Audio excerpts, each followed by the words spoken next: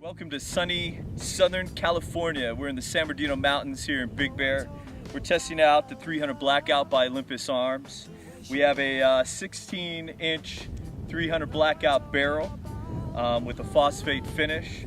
There's a 15-inch free-floating key mod rail with a Mad Hatter muzzle brake on it. We have a nickel boron bolt, and we're going to show how this baby rocks.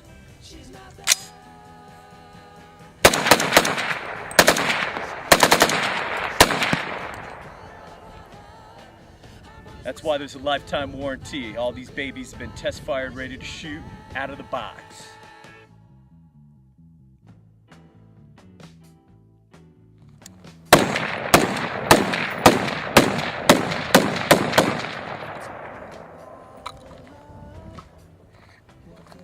We have a 5.56, 7.5 inch pistol barrel with a free floating quad rail, nickel boron bolt. This thing's pretty tight. Come check us out, Olympus Arms.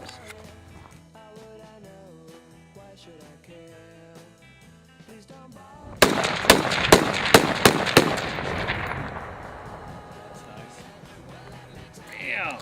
5.56 08, 16-inch, 15-inch rail, free floating.